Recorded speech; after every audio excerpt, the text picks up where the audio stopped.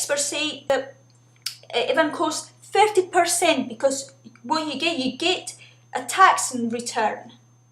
People pay taxes, so they pay back money they get. Is it the way the UBI actually works? Yes. UBI costs really much less than you would think. You think, okay, a basic income, unconditional, universal, given to every citizen. You think, okay, well, if that's say £10,000, you would think, okay, I take the population of the UK or the population of Scotland and multiply that by £10,000, and you would think that would be the cost of the program. But the cost of that is really much less, because most of what you're doing when you have a universal basic income is on the wealthier, say, 2/3, 3/4 of people. You're raising their taxes by £10,000, but then you're giving them £10,000 back. So the biggest cost of it, say 2/3 of the cost, is the government gives you £1 and the government takes £1 back. That doesn't cost you anything for the government to do that. And that's easily 2/3 of the cost of basic income. And what you really need to look at when you look at the cost of basic income is the net redistributive effect. How much is going from the haves to the have-nots, the net contributors to the net recipients. If you do that, it is far less, and it's also trickier to estimate. But and it's also important to take into account that most of those have-nots, most of those people receiving it, are not making a zero income.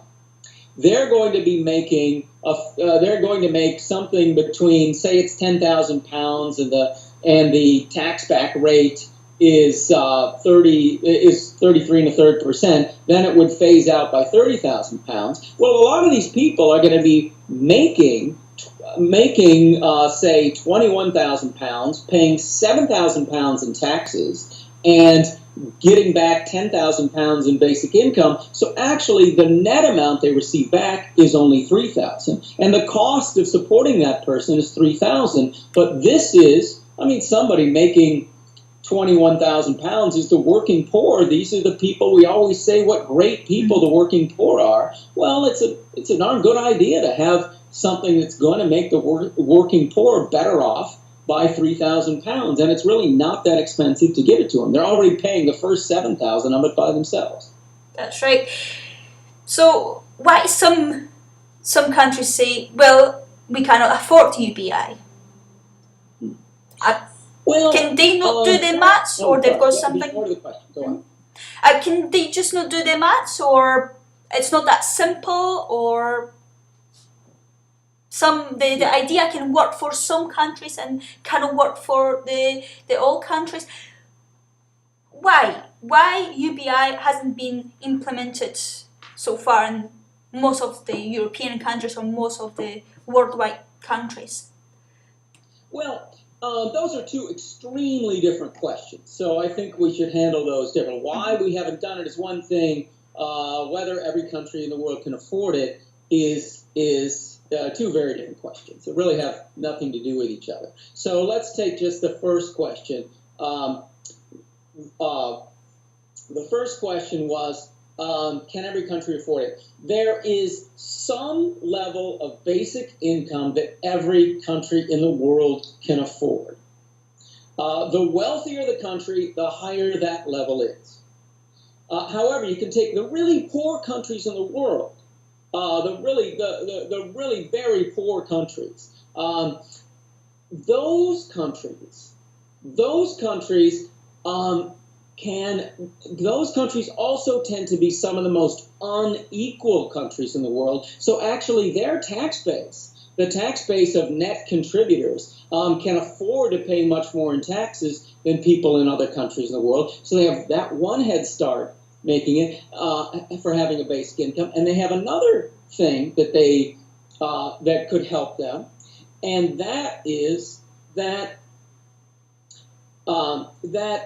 the poor in those countries are getting by off extremely low amounts of money. Many people on less than $3 a day. Many people on less than $2. And some people even less than $1. Give Directly, which is using a basic income model in Kenya, wanted to give a $2 a day basic income to certain villages in Kenya and Uganda. I think it was Uganda. I think it was Uganda. Anyway, and it might be both. They wanted to give it to certain villages, and they found that they couldn't give one that high, because if you gave one village $2 a day, you have now made everyone in that village 4 times as prosperous as the people in the next village, because the next village, the average income is 50 cents a day.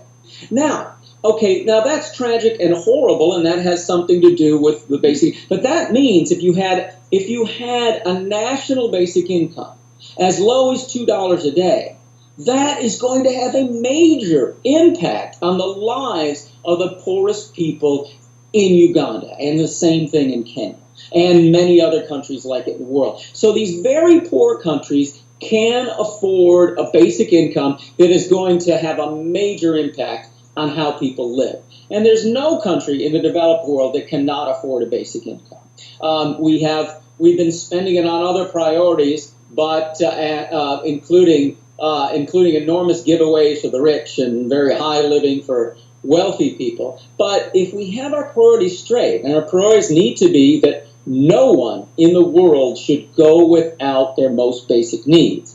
That's the first thing an economy is for, to meet the needs of every human in the world. Once we make this our priority, realize, yeah, well, of course, that's easy. Actually, a tiny fraction of our GDP goes to providing the necessities for everybody in the world.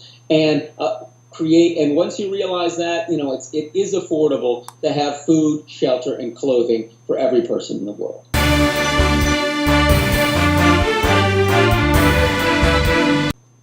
Yeah, and the other part, why we've not had this UBI? Oh, well, we haven't had it for a number of reasons. And one is that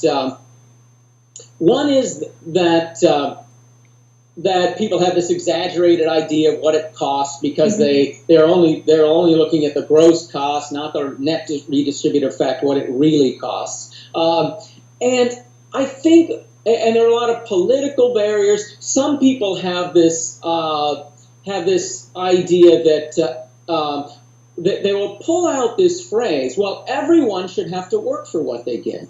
They will say that, but they don't really mean it, because we know that wealthy people don't have to work for what they get. If you own stuff, that stuff makes money for you, and you don't ever have to work a day in your life. Many people don't work in your life.